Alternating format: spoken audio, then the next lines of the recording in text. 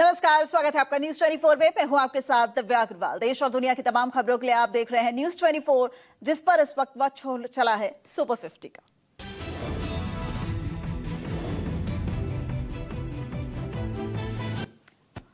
पश्चिम बंगाल विधानसभा में हंगामा, BJP MLA और सुरक्षा कर्मियों के बीच झड़प। शुभेंदु अधिकारी एक दिन के लिए सदन से निलंबित, मार्शल ने बीजेपी विधायकों को बाहर किया।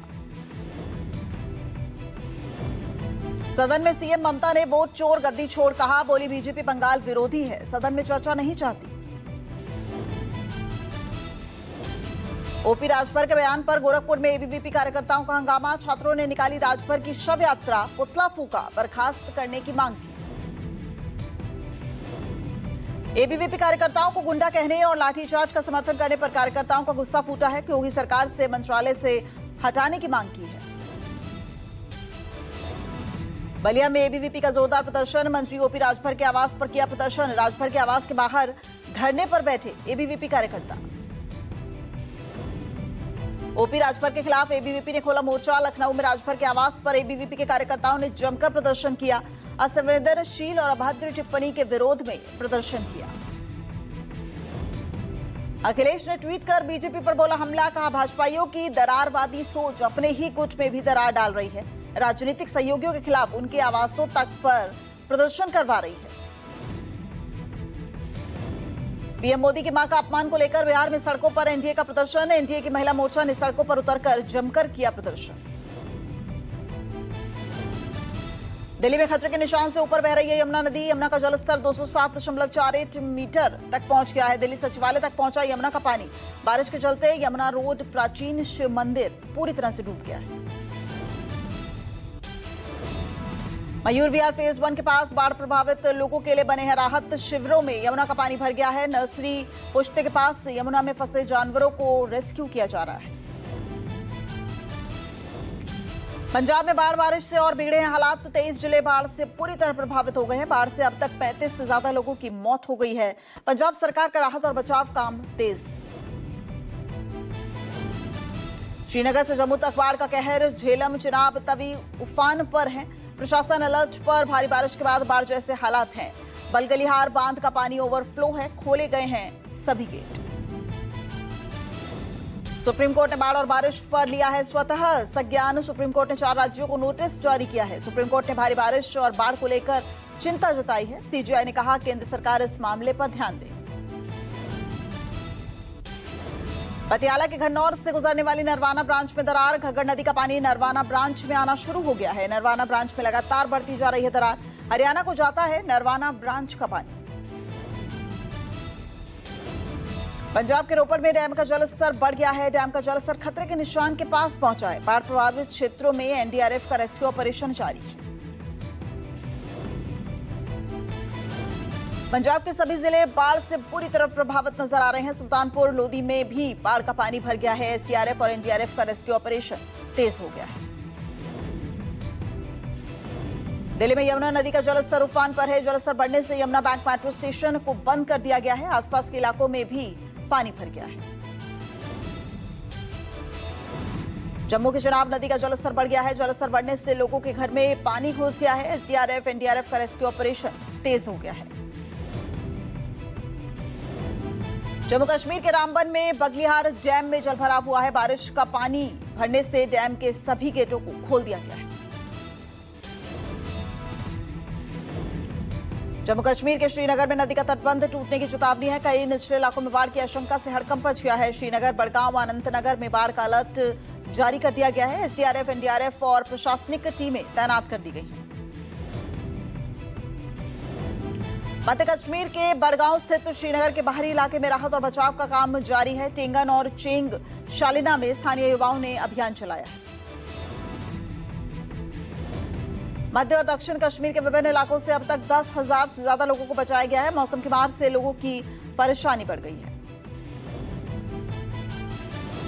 जामनगर के बनिया गांव में रील बनाने के चक्कर में कार समेत डैम में गिरा है एक युवक। ग्रामीणों ने बचाई युवक की जान। पानी में डूबी है युवक की कार। क्रेन की मदद से कार को बाहर निकाला गया। बनासकांठा में एक घर के तहखाने में नकली नोट छापने की फैक्ट्री का भंडाफोड़ किया गया है। लाखों रुपए मूल्य के नकली नोट जब्त किए गए हैं। बनासकांठा पुलिस ने 2 लोगों को हिरासत में लिया है। पुलिस मामले की जांच में जुट गई है। खेत में मिला है नकली नोट छापने की फैक्ट्री। उज्जैन में फुलटॉल समारोह के दौरान बड़ा हादसा हुआ है। स्टंटबाजी के चक्कर में 4 युवक झुलस गए हैं। युवकों ने मुंह में पेट्रोल डालकर आग का करतब दिखाने की कोशिश की थी। पटना में भीषण सड़क हादसे में 5 युवकों की मौत हो गई है। मसूरी से पटना आ रही तेज रफ्तार कार सीधे जाकर ट्रक में घुस गई। हादसा इतना भीषण था कि कार पूरी तरह से क्षतिग्रस्त हुई।